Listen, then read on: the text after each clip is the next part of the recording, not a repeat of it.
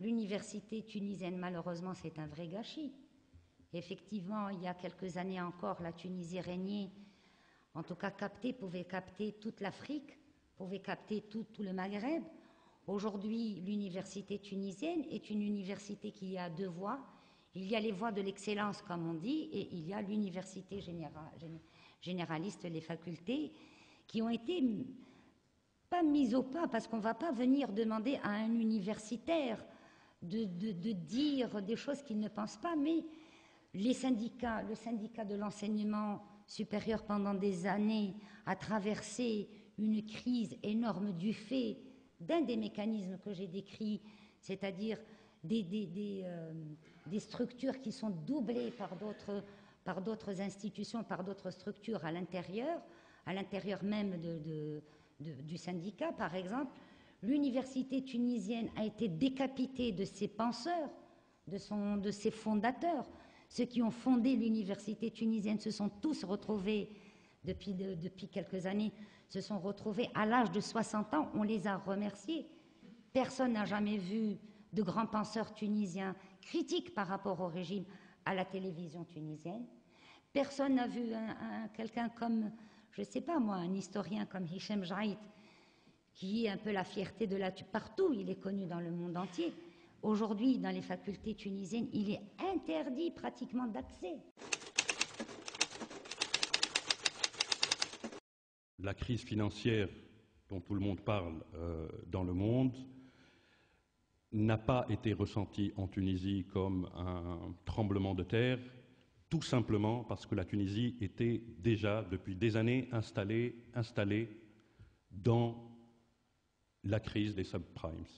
Mais exactement, c'est-à-dire dans la crise des crédits douteux, dans la crise d'une économie complètement virtuelle qui n'est basée sur rien d'autre que des actifs extrêmement douteux. Ce consensus dont la base essentielle était la fameuse ou la supposée classe moyenne, voit une classe moyenne tout à fait transformée aujourd'hui. Je ne discuterai pas sur son existence et sur son étendue, etc. Mais aujourd'hui, la classe moyenne vit une polarisation extrêmement profonde, c'est-à-dire entre la plus grande partie d'entre elles qui est très précarisée, certains diront prolétarisée, etc., et une petite frange d'entre elles qui continue ou qui, de manière accrue, participe à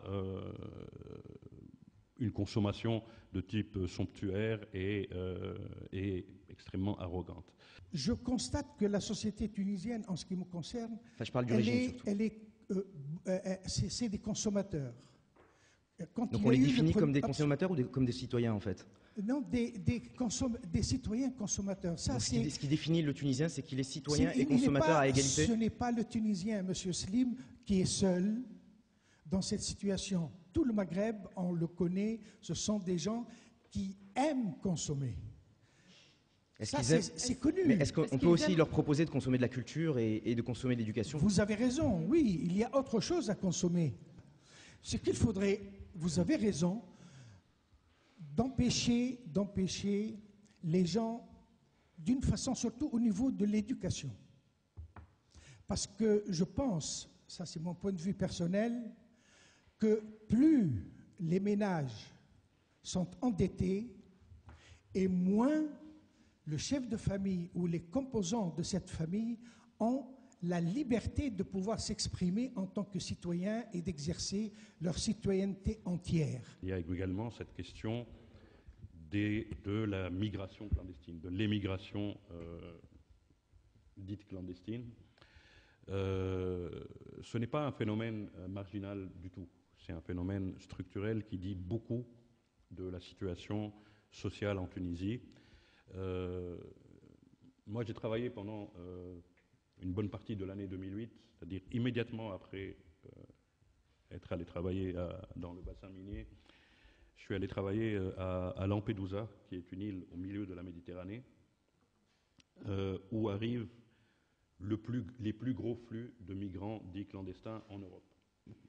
Une observation des gens qui viennent nous a montré que l'écrasante majorité ce ne sont pas des initiatives complètement individuelle de gens désespérés ou des marginaux ou des gens qui font fi de leur femme. C'est quelque chose, presque une décision familiale ou sociale, tribale. C'est-à-dire que ce sont des personnes qui sont considérées comme celles qui peuvent éventuellement aider une famille qui est aux abois et que toute la famille, ou parfois tout le quartier, met la main à la pâte pour l'aider à faire le voyage en question, pour le payer.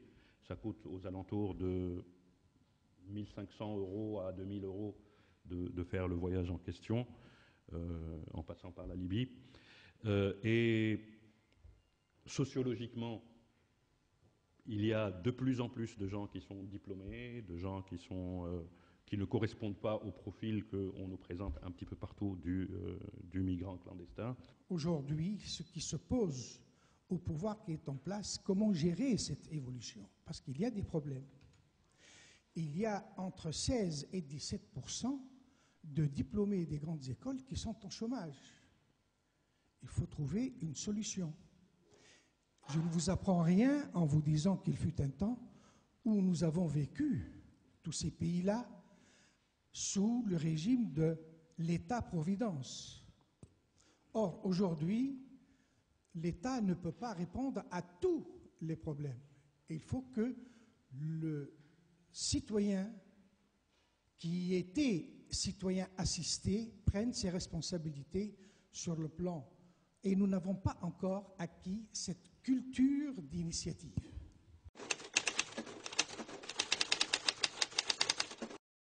La situation économique tunisienne d'aujourd'hui n'est pas rose et on voudrait simplement savoir des éléments concrets de la vie quotidienne, pourquoi elle n'est pas rose. Parce que quand un Français, par exemple, vient en Tunisie ou un étranger arrive en Tunisie et voit que les gens sont propriétaires à 80%, ce qui est un chiffre qui parle de lui-même, on voulait savoir en fait concrètement des situations où on peut expliquer aux citoyens tunisiens que l'économie ne va pas bien et qu'on devrait peut-être s'inquiéter. Effectivement, il y a un taux de propriété qui est très important en Tunisie, mais en Tunisie, toute la famille élargie, peut continuer à habiter dans la même maison. Alors, ils sont tous considérés comme étant propriétaires, c'est-à-dire que le père, la mère, le fils, la fille, l'épouse du fils, les enfants du fils, etc., sont de plus en plus contraints à continuer à habiter avec leurs parents parce qu'ils n'ont pas les moyens de construire un foyer indépendant. Eh bien, ces gens-là sont considérés tous comme propriétaires de leur foyer. Davos, c'est le degré d'ouverture au niveau des droits de douane. C'est la question de la privatisation. C'est le non-dépassement d'un certain chiffre au niveau du déficit budgétaire. La réduction des dépenses publiques et la libéralisation. Ce sont les critères de Davos. Davos, une semaine avant, qualifiait l'Argentine de bon élève. Une semaine avant. Alors, ces critères-là, excusez-moi, les critères sont sincères, mais ils sont sincères d'un point de vue qui est bien précis, qui est d'une comptabilité macroéconomique qui ne correspond pas à un état réel de santé d'une économie au niveau de la production réelle et qui ne correspond pas à un état de bien-être économique et social de gens. Or, c'est de ça que je parle, moi. C'est de ça que je parle. Moi, franchement, ça ne me concerne pas de savoir que la santé économique de la Tunisie est bonne uniquement parce que n'importe quel délocaliseur français peut envoyer un bout d'usine en Tunisie pour faire travailler 70 ou 200 femmes, etc., à l'équivalent de 130 € par mois pendant 3 ou 4 ans avant de l'envoyer en Chine ou de se mettre à acheter de la Chine parce que ça devient encore moins cher, etc.